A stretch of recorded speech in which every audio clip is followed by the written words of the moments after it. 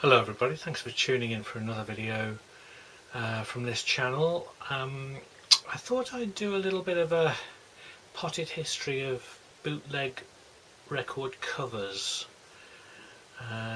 Not sure whether anybody's actually sort of tackled that subject in any depth before, but I wanted to, it fascinates me as a collector.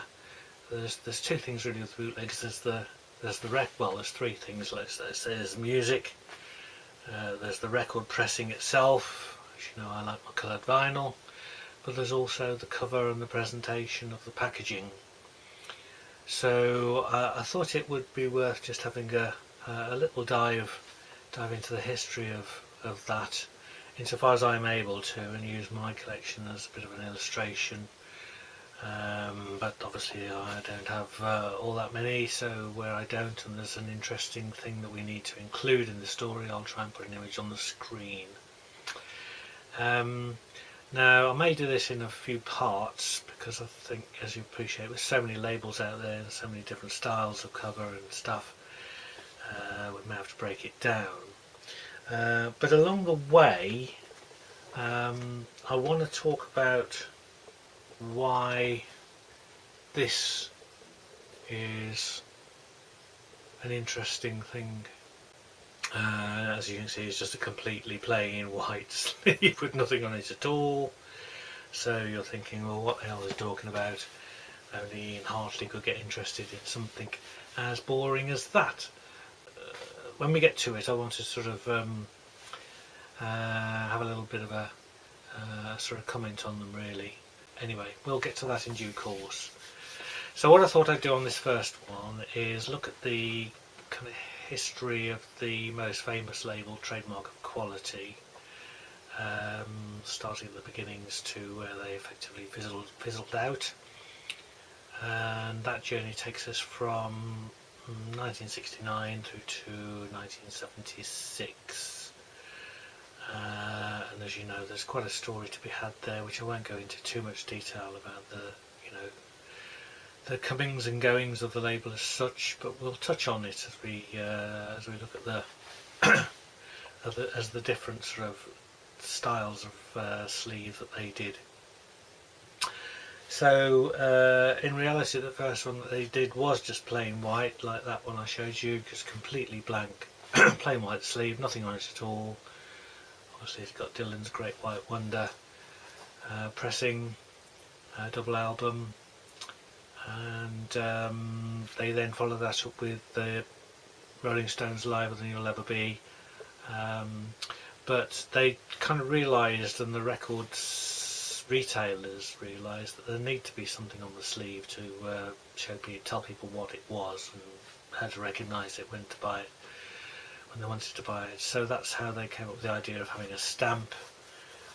So initially Great White Wonder just was GWW, stamped on this otherwise plain white sleeve, and that helped massively in the sales.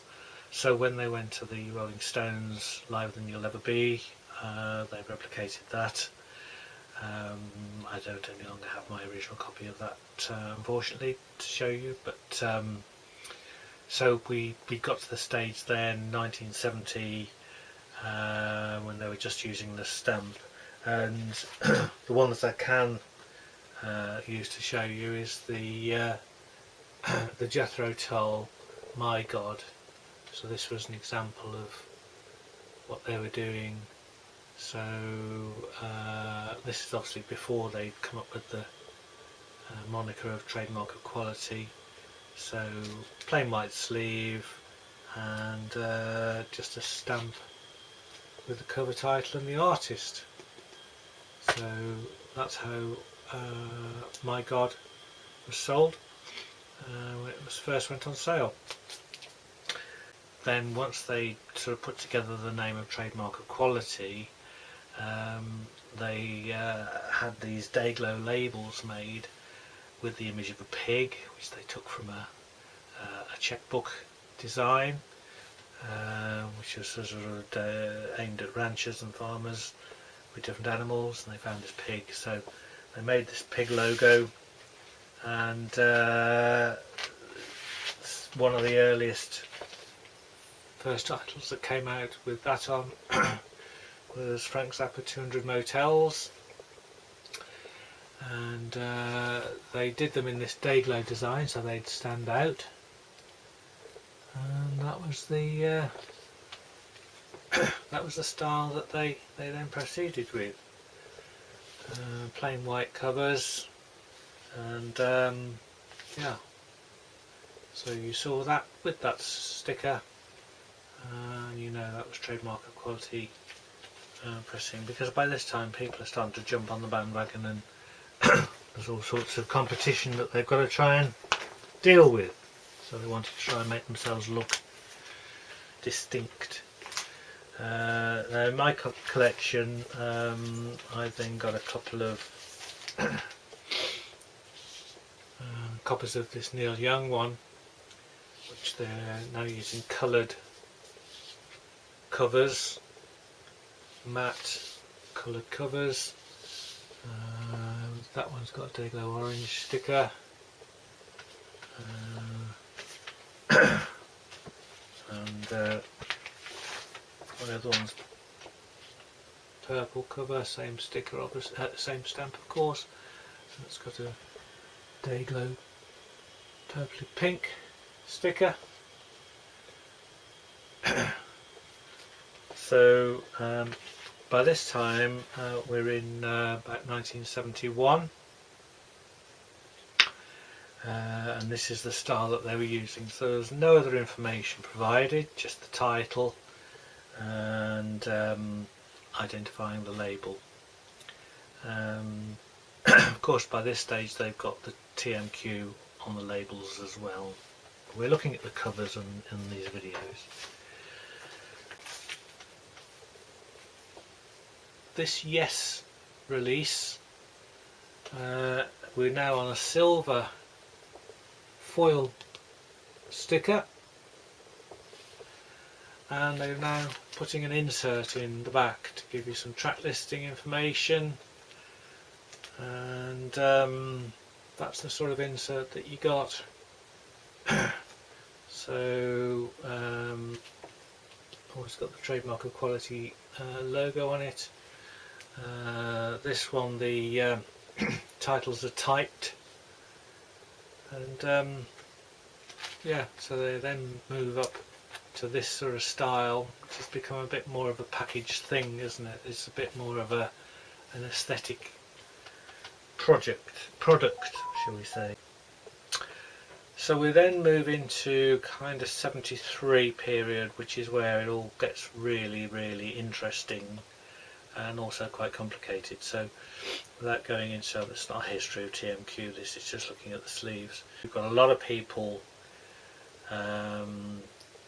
copying the records, rebootlegging the TMQ pressings, if you like, bringing it out under other guises. So they really needed to try and make their product stand out even more, if you like, and that's where William Stout comes along.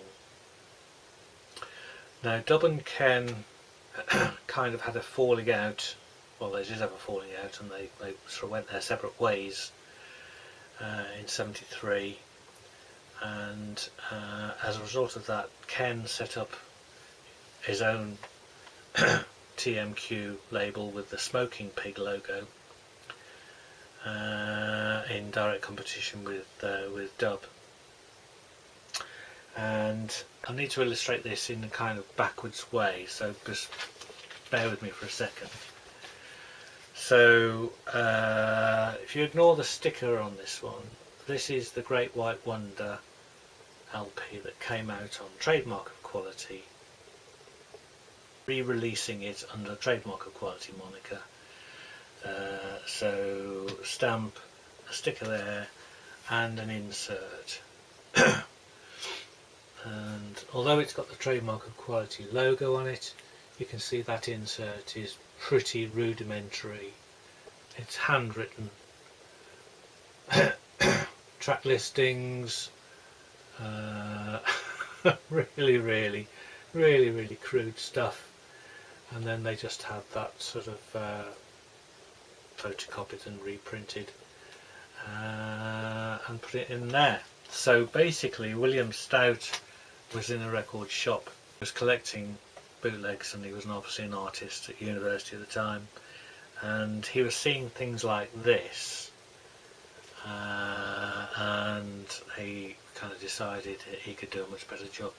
And I wanted to just read the section from the Clinton Halen book where he was interviewed, and he actually tells them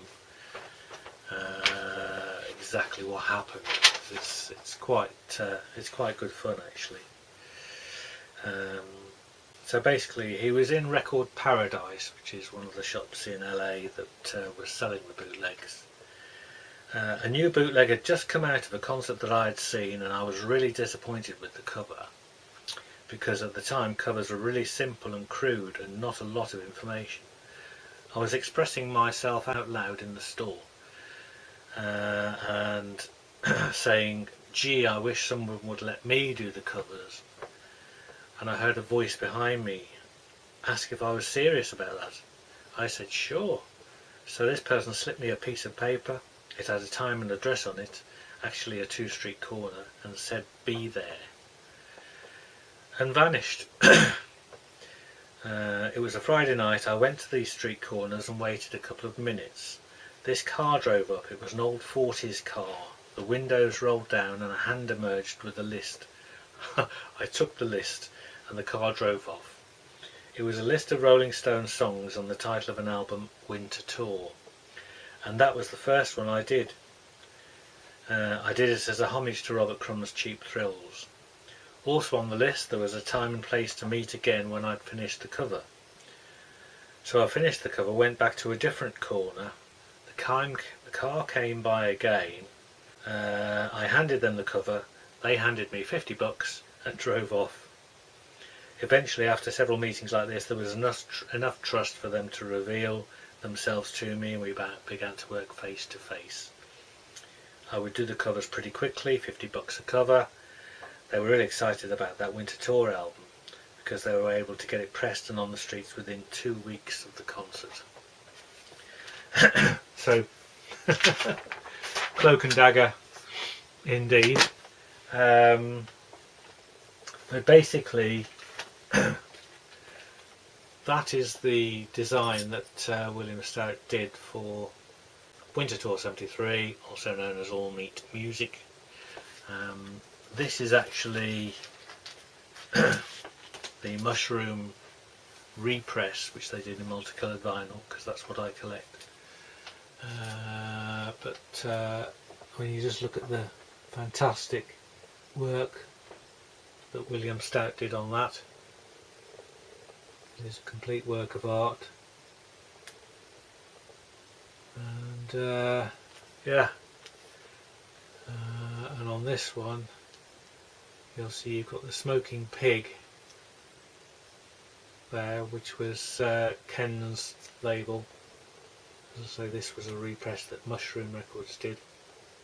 But yeah, so you can see the difference from handwritten lyrics and some poorly copied photographs to a work of art. And so from 73 we then had things like this Who one. This is one of the ones I got recently, Fillmore East. He does another fantastic image, and they were really brilliant. The other thing to note, which, because this was a reissue, when Ken split from Dub, Dub was left with trying to do the original stuff on his own, and so he had a new sticker done saying genuine disc with his Sideways Pig logo and that then also appears on the Who one, which came out following the split.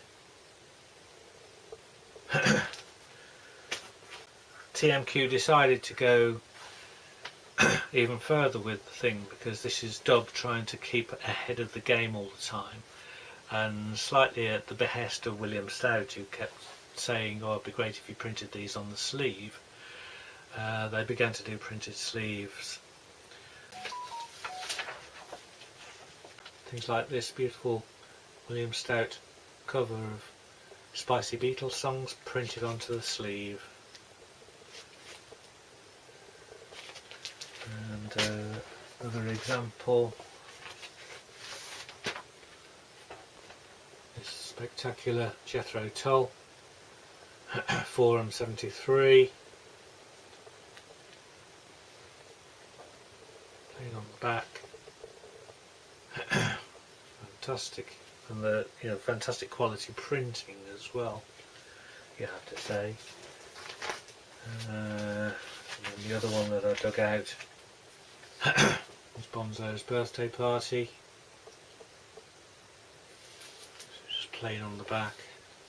So these are now really sort of proper artifacts, almost as interesting for the sleeve as for the music inside. The next stage was to go into colour covers and try and print colour sleeves. And I think the Yardbirds Golden Eggs was the first one that he did in colour. Okay, so just as I was going through the history of these bootleg covers on the Trademark of Quality label back in the 70s, I did look up one particular album, which was the Yardbirds Golden Eggs LP. So they did two albums by the Yardbirds, Golden Eggs and More Golden Eggs. More Golden Eggs was famous because there was an interview with a member of the Yardbirds printed onto the sleeve, and he willingly gave that interview. Was it Keith Relf, I think? That's collectible from that point of view. The interview was on the back of the sleeve and then carried on inside, and there was a little 4 or 5 page insert with the interview on. But Golden Eggs was the important one as far as what I was saying, because it was the first time they'd gone into full colour production on the sleeves. According to the TMQ book, this was October 73.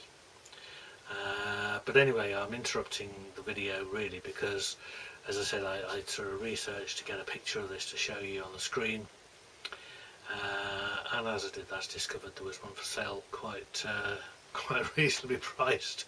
I did originally have, or I did a long time ago when I was doing my William Stout collecting, have a copy of the original version. This isn't quite the original version, but it's a very nice copy to have.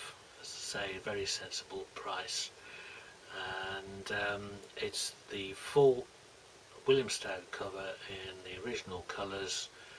Beautiful thing it is too, and the back's exactly the same, so you get the Trademark of Quality logo, and it was kind of a TMQ reissue this, so it's done on a printed card sleeve rather than the original paste over, and the record itself has just got plain labels. Mine are yellow, you see some with red. The matrix on this version is GE, I think 101, so Golden Eggs, whereas the TMQ original, as well as the paste on sleeve, had silver printed labels, and YB prefix on the matrix. Can't remember what the number was, but obviously YB for Yardbirds. So whilst it's not the actual original first press, it is a nice repress, again from the 70s, so 50-year-old, example, and it was really just to have an example for the sleeve to show you, and it's fantastic. So you get this kind of family tree. You get, he's done a drawing of each member of the band, and then you've got all the information you could possibly want. The tracks, who are they produced by, which members of the band are in each track, who wrote each track. It's just absolutely phenomenal, and it's because William Stout was a great Yardbirds fan. He loved that kind of blues, mid to late 60s blues period, so that was something he did from his heart really, hence going to colour. But when you just look at that, you know, that is a work of art. It is a piece of bootleg history, and they're all studio recordings. I think they're singles, B-sides and things that never appeared on an album as such at the time. So yeah, William Stout says on the record, he says, cover by William Stout, 1973, who wishes to thank the Yardbirds for the years of listening pleasure and inspiration they have given him. And so this is the first in the deluxe series. And as I say, this is an exact reissue of the very first pressing, and beautiful thing it is. So I was glad I was able to show you it in real life rather than just show you an image. But the one example that I've got in my collection of it is the classic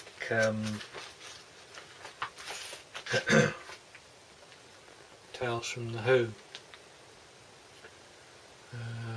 Now this is the original. It was repressed a few times, but many people, and I would probably be one of them, think that's his finest hour. Certainly Clinton Halen feels that way in his book. He had done Who's Zoo before this one, which is another deluxe sleeve.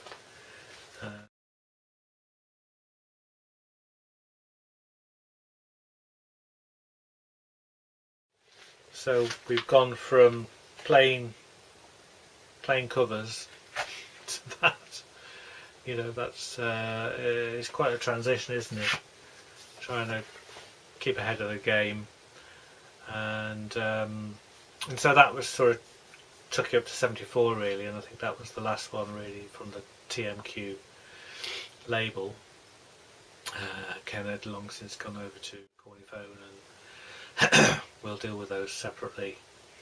But then there was a reignition of TMQ in '76, and I think Dub brought out maybe 3 or 4 titles that year, just one-offs really. And the one that I have left in my collection is the one that I'm never tired of showing. I probably would say that actually isn't my favourite cover of his. Paul McCartney and Wings, Great Dane. So that was '76. So again, printed, so it's double album, printed sleeve, direct printed sleeve. I just love the kind of sepia tone to it all, and the style, the design, just wonderful. I mean, Stout could do anything. Brilliant artist.